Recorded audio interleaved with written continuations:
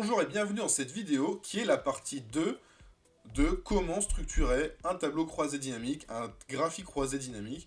On a vu dans une première partie comment structurer nos données, comment on passe de données brutes à des données sous ce format-là, sous forme d'un tableau, avec du coup des colonnes qu'on pourrait calculer. Ici on n'en a pas, mais on pourrait très bien l'imaginer.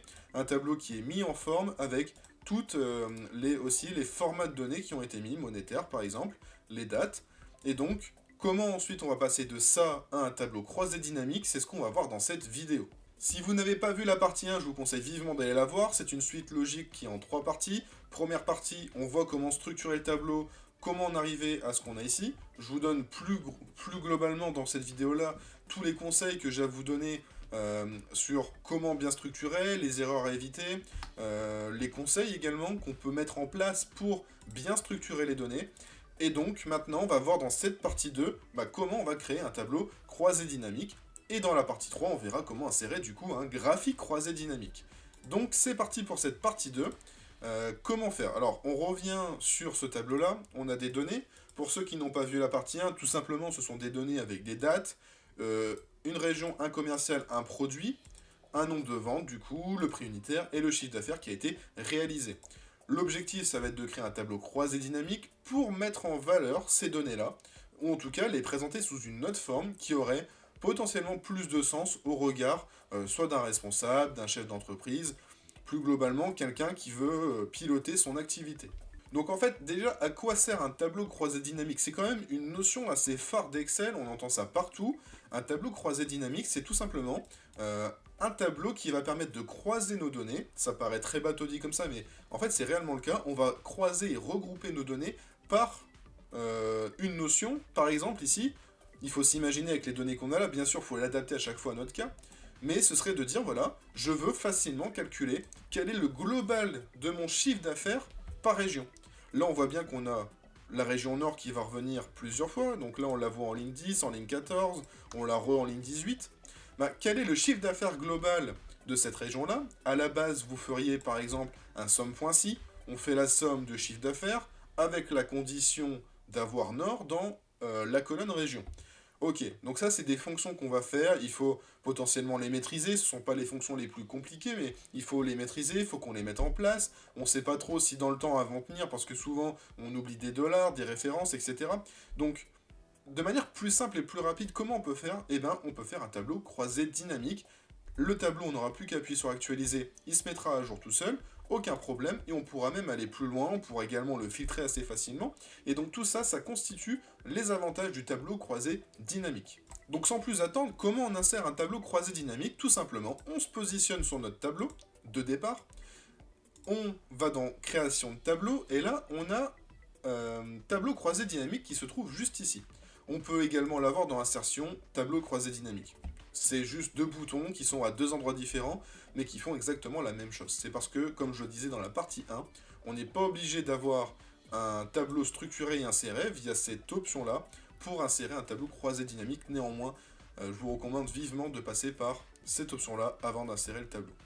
Donc, on va aller là, tableau croisé dynamique, et à partir de là, on va nous demander plusieurs choses. Quel est le tableau ou la plage? Ici, pas de souci, si vous avez suivi la partie 1, vous avez vu qu'on a renommé le tableau en data, on l'a encore un petit peu à l'écran là, donc là il a détecté, puisqu'on s'est positionné dessus, que on veut faire référence au tableau data. Et comme je vous disais en partie 1, on n'est pas obligé de mettre un tableau, mais on peut également mettre une plage, c'est pour ça qu'on a tableau slash plage, mais là on va toujours passer par un tableau. Donc ici, pas de problème, on va pas y toucher. Là où ça peut être intéressant, c'est cette partie-là. Est-ce qu'on insère dans une nouvelle feuille de calcul ou dans une feuille de calcul existante? Et bien là, je n'ai pas de réponse à vous donner, ça c'est vous qui choisissez. Nous, pour l'exemple, on va venir faire ça dans, on peut dire, alors nouvelle feuille de calcul, on va faire les deux. Si j'appuie sur OK, vous voyez, ça va créer automatiquement une nouvelle feuille. OK, si je refais l'option, tableau croisé dynamique, on peut dire feuille de calcul existante, et donc là, il demande un emplacement, et je pourrais très bien dire, voilà, je le place juste en dessous. C'est pas forcément ce que je vous conseille, mais en tout cas c'est possible de faire ça, on l'a placé juste en dessous.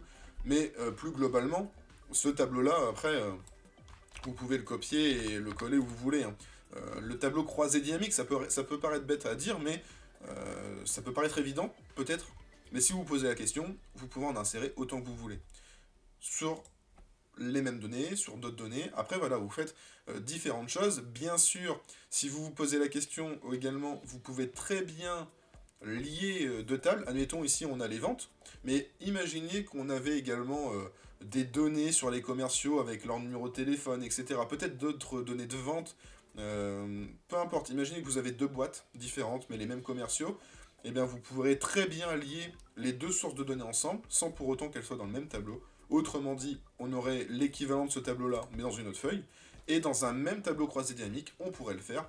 Tout ça, c'est géré via Power Pivot, mais on ne va pas voir ça dans cette vidéo. Ici, c'est plutôt une initiation.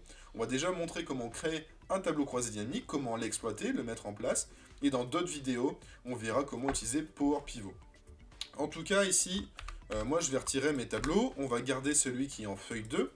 Et donc, je vais juste vous montrer la dernière option qui était à l'écran.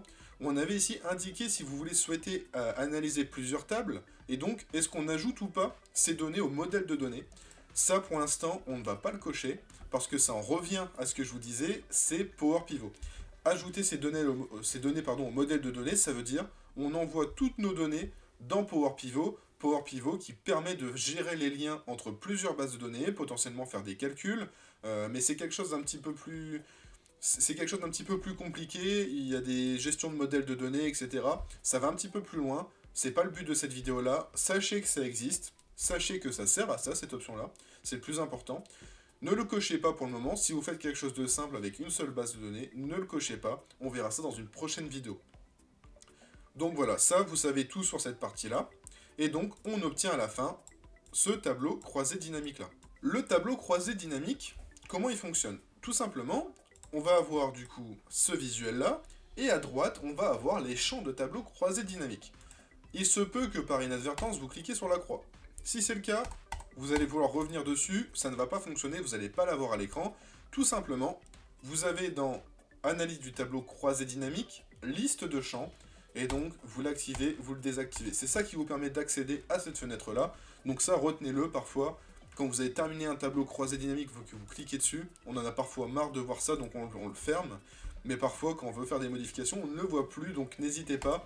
Enfin, vous savez maintenant que c'est dans Analyse du tableau croisé dynamique, liste de champs. Il vous permet d'avoir des onglets dynamiques. La notion d'onglet dynamique, on l'a vu dans la première partie avec le tableau. Mais voyez ici, je n'ai pas d'onglet vert. Quand j'appuie dessus, j'en ai deux qui s'affichent, Analyse et Création. Donc ça, on va les voir après. Tout simplement, on va déjà expliquer ce qu'est les champs de tableau croisé dynamique. Encore une fois, la nécessité de bien nommer ces colonnes, bah, simplement, on va fonctionner par nom d'entête de colonne. Donc là, on retrouve tout ce qu'on avait avant. Date, région, commercial, produit, quantité, prix unitaire et chiffre d'affaires. Ensuite, on a juste en dessous 4 carrés. On va appeler ça des puits de données. Les puits de données, on en a 4. Le filtre, la colonne, les lignes, les valeurs. Il y en a un qui va de soi, ce sont les filtres, on l'abordera juste après. Tout à l'heure, je vous disais, potentiellement, on a envie de savoir combien on a fait de chiffre d'affaires selon les régions. Donc on va venir prendre les régions, et là on va les mettre où? On va les mettre dans colonne ou ligne. Pourquoi?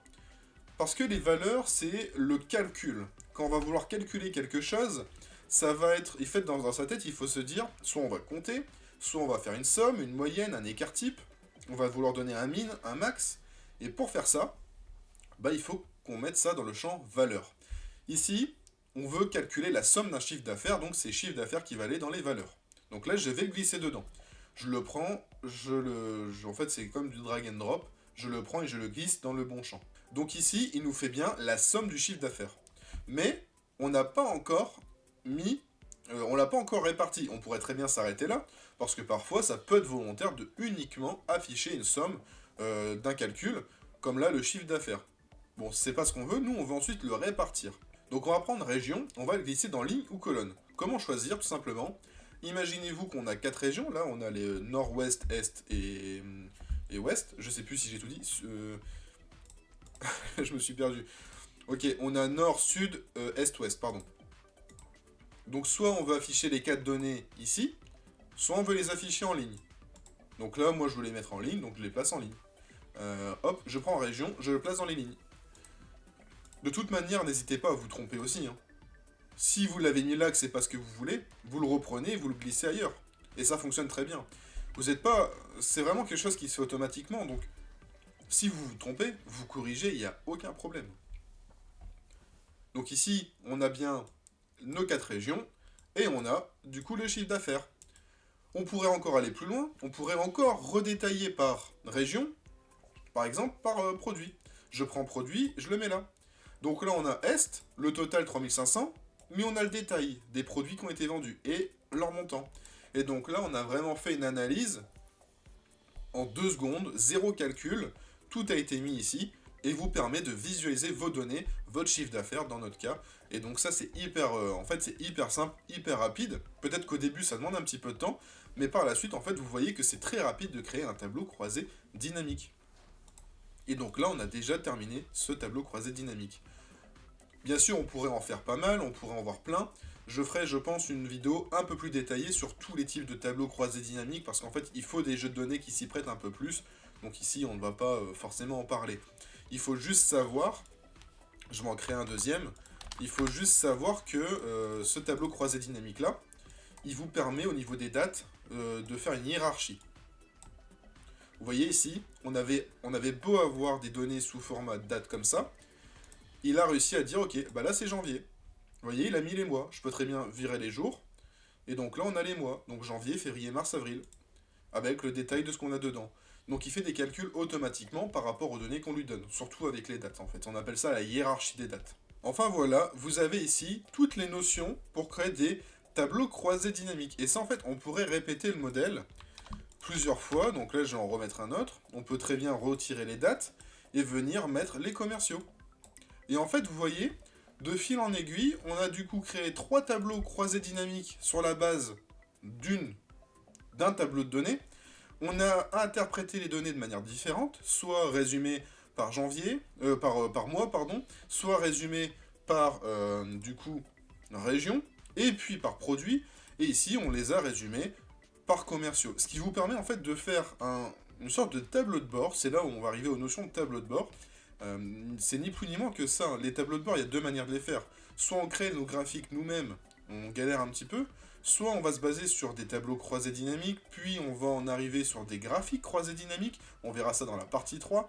Mais ici, on a déjà fait des résumés de données de manière différente, on a interprété des données de manière différente, et encore, on est sur des données qui sont assez bateaux, puisque ce sont des données d'exemple, ce sont des fausses données, mais ça permet déjà de se rendre compte qu'on peut facilement venir analyser un peu comme on veut, et si demain, bah, c'est pas ce que vous voulez, vous recommencez, vous voyez, facilement vous pouvez dupliquer et vous pouvez réemployer tous ces champs-là, les manipuler comme vous voulez, etc., etc.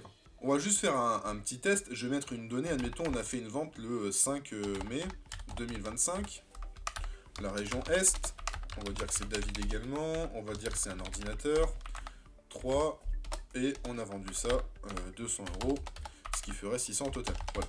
Alors imaginons qu'on ait une nouvelle ligne. Le gros intérêt des tableaux croisés dynamiques, c'est de pouvoir actualiser les données facilement. Donc vous voyez ici, j'ai ajouté une nouvelle ligne, donc elle fait bien partie du tableau, et là, elle n'apparaît pas encore. On voit qu'on n'a pas de mai qui apparaissent, les totaux sont toujours à 16 350, alors que normalement, on devrait être à 16 950. Et donc, je vais aller dans Analyse du tableau croisé dynamique et appuyer sur Actualiser. Et donc là, d'un coup, tout s'est actualisé. Voilà. On a les nouvelles ventes qui ont été faites. Alors, je sais plus où ça s'est inséré. Alors, la donnée était en Est. Donc voilà. Normalement, ici, ça a un petit peu augmenté de 600. En mai, on a bien la vente de 600. Et ici, on est bien, tous nos totaux se sont mis à jour. Donc voilà, tout s'est mis à jour automatiquement puisque j'ai appuyé sur Actualiser. Et je n'ai rien eu à faire. Et ça, c'est hyper important et hyper intéressant.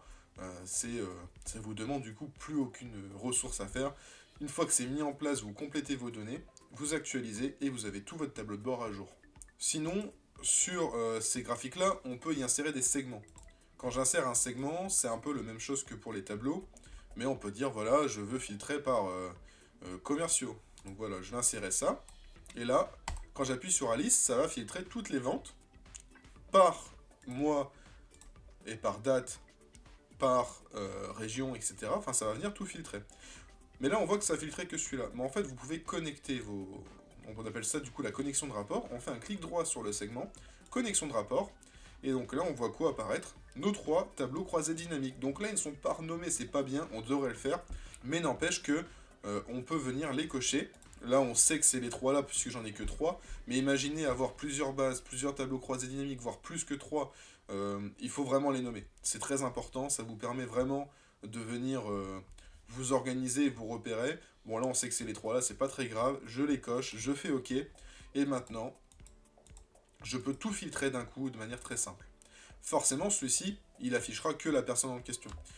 En maintenant contrôle, je peux faire une sélection multiple. Ça c'est possible aussi. Et donc du coup, tous vos graphiques se mettent à jour. Petit point d'attention, les tableaux croisés dynamiques, vous voyez, ils vivent. Ils vont prendre plus ou moins de place, etc. Ils peuvent pas le jour où lui il va être plus grand, il va venir chevaucher celui du dessous, il va y avoir un conflit. Donc faites bien attention. Si vous savez qu'il y a des graphiques qui vont évoluer vers le bas, bah, n'hésitez pas à les placer comme ceci. Ce sera plus simple pour vous à gérer parce que ils vont vivre, mais vous n'aurez pas de problème. Vous savez qu'ils vont pas vivre en colonne. Si c'est le cas en colonne, vous les mettez les uns en dessous des autres, etc. Placez-les pour dire qu'il n'y ait pas de conflit entre les différents graphiques croisés dynamiques. Enfin, tableaux croisés dynamiques, pardon. Donc voilà, et après au niveau des créations, en fait c'est tout simplement de la mise en page. On peut les mettre d'une autre couleur. Ici on peut venir, du coup qu'est-ce qui peut être intéressant? Donc en fait c'est surtout renommer, ça se passe là, insérer un segment, et là on a la chronologie. Hop, forcément ça se base que sur des données dates, donc là on n'a qu'un champ proposé. Et là on a un segment sur la chronologie, donc on peut dire je veux toutes mes ventes de septembre. J'appuie sur septembre, novembre, décembre, forcément il n'y en a pas, parce qu'on n'a que des données de janvier à mai. Donc vous voyez, quand j'appuie là, connexion de rapport, c'est la même chose. Je peux venir sélectionner mes autres tableaux, hop, et j'ai tout ce qu'il faut. Et là, je peux venir, par période, janvier, avoir toutes mes données. Et en fait, ici, forcément, bah là, ce n'est plus les commerciaux, donc maintenant, c'est ce graphique-là qui n'a plus beaucoup de sens. Mais on peut venir aussi faire une sélection multiple, en venant étirer ici. Et donc là, on est sur le trimestre. Donc voilà, on peut bouger, on peut être par année, on peut être par jour, etc. Donc ça, on appelle ça la hiérarchie de date. Ici, vous êtes libre de choisir ce que vous voulez, de supprimer le segment. En fait, tout ça, c'est automatique, pas de calcul à faire. Donc en fait, c'est très simple d'accès. Il faut juste bien structurer ces données et bien insérer. Et ensuite, ben, ça déroule. Et en fait, c'est hyper intéressant en fait, pour faire des analyses très rapides sur des situations. J'en ai terminé avec cette vidéo, j'espère qu'elle vous sera utile, par la suite, que vous l'avez appréciée. N'hésitez pas à la liker, à nous le faire savoir dans les commentaires. N'hésitez pas également à vous abonner à notre chaîne YouTube pour ne pas manquer du coup la partie 3 qui arrivera très bientôt. On traite aussi plein de sujets du quotidien sur Excel, donc n'hésitez pas à vous abonner, c'est gratuit pour vous et nous, ça nous donne beaucoup de force. Moi en tout cas, je vous dis à la prochaine.